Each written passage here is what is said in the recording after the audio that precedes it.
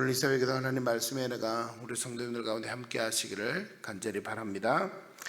이스라엘 백성들은 지금 멸망하기 전에 이 이사야서 말씀이 기록되어 있고요. 바벨론에게 멸망당한 이후에 이사야서 말씀을 접하게 됩니다. 멸망당한 뒤에 이스라엘 백성들의 이 말씀을 대했을 때 이 말씀을 보면서 아마도 그런 생각을 했을 겁니다. 이 하나님께서 이스라엘 백성들을 선택하셨고 하나님께서 이스라엘 백성들과 함께 하신다는 것을 그들은 믿었을진데, 그런데 왜 하나님이 그들을 놓아두시느냐, 그런 생각을 했을 것입니다. 특히 하나님의 그 가르침을 잘 알고 하나님 앞에 잘 매달렸던 그 이스라엘 백성들은 더군다나 그런 생각을 할 수가 있었을 것입니다. 아니, 우리가 믿는 하나님, 우리를 선택하신 하나님, 그 하나님은 왜 우리가 부르짖어도 들어주시지 않는가? 왜 우리를 그냥 놓아두시는가? 오늘날 신앙생활할 때에도 우리에게도 이와 같은 질문이 다가올 때가 있습니다. 하나님을 잘 믿고 하나님을 잘 의지하고 하나님을 정말 섬기는 그런 자리에 서 있는 우리 자신임에도 불구하고 때때로는 하나님의 구원의 손길이 멀게 느껴지고 하나님이 듣지 않는 것처럼 그렇게 여겨질 때가 있을 때도 있습니다. 근데 그때 하나님은 우리에게 대부분 여러 가지 요인이 있을 수 있지만, 원인이 있을 수 있지만, 그 가운데 하나님은 특별히 한 가지 가장 큰 것을 말씀하시는 이유가 있습니다. 그 이유는 바로 우리의 죄악 때문에 그렇다라고 하는 것을 하나님은 말씀하십니다. 이스라엘 백성들을 향해서 이와 같이 말씀합니다. 여호와의 손이 짧아 구원하지 못하심도 아니요 귀가 둔하여 듣지 못하심도 아니라. 하나님께서 구원하지 못하심이 아니고 하나님께서 듣지 않으심도 아니다. 이스라엘 백성들에게 하나님은 이와 같이 말씀하십니다. 그러면서 그 가장 중요한 원인을 말씀하시기를 2절 말씀에 오직 너희 죄악이 너희와 하나님 사이를 갈라놓았고 너희 죄가 그의 얼굴을 가리었다. 하나님은 이와 같이 이스라엘 백성들에게 단도직입적으로 말씀하십니다. 무엇 때문이라고요? 너희 죄악 때문에. 그리고는 이어지는 말씀을 통해서 그 죄악의 모습을 설명하십니다. 손이 피해, 손가락이 죄악에 더러워졌고 입술은 거짓을 말하고 혀는 악독을 낸다. 이렇게 그 죄악의 구체적인 모습들을 말씀합니다.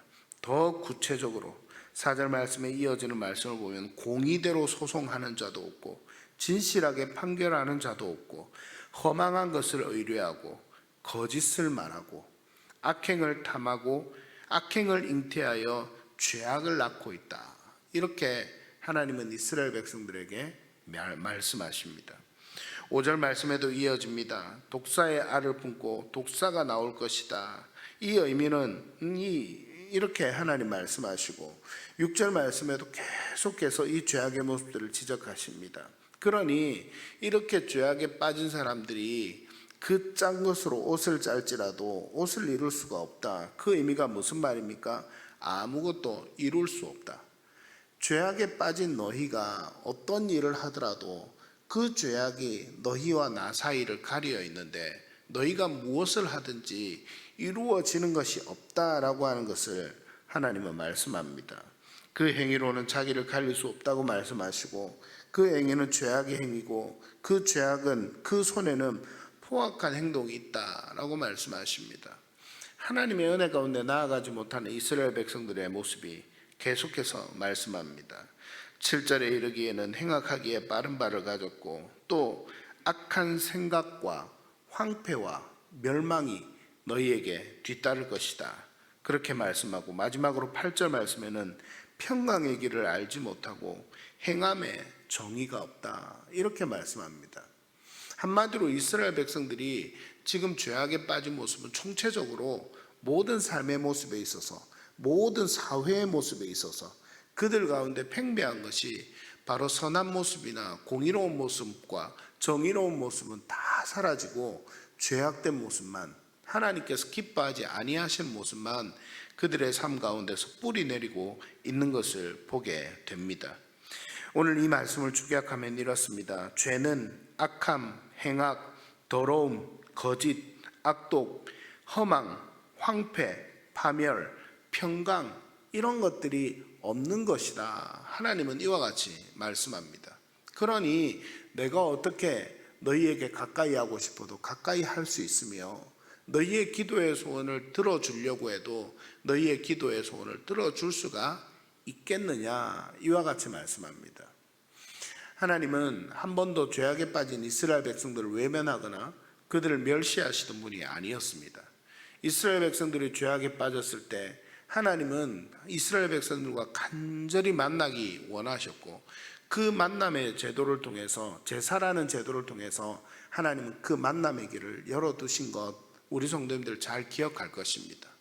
그리고 오늘날에는 우리가 어떻습니까? 온 인류에게 예수 그리스도 대속제물을 보내어 주셔서 그분을 믿는, 그분의 십자가의 피 흘리심을 믿는 자들에게 하나님은 구원의 은혜, 구속의 은혜를 허락하시고 하나님의 은혜 가운데 나올 수 있도록 인도하신 것, 우리는 오늘 이 새벽에도 그 믿음 때문에 하나님 앞에 나온 줄 믿습니다. 그 믿음이 있는데 어찌 하나님 앞에 우리가 살아갈 때에 의롭지 아니하고 죄악에 빠진 모습으로 나아갈 수가 있습니까? 이스라엘 백성들이 이렇게 죄악에 빠진 가장 큰 결과는 무엇이었습니까? 다시 1절 말씀으로 돌아가서 하나님으로부터 멀어지는 것이 결국 이들의 죄악의 삶의 결과였습니다.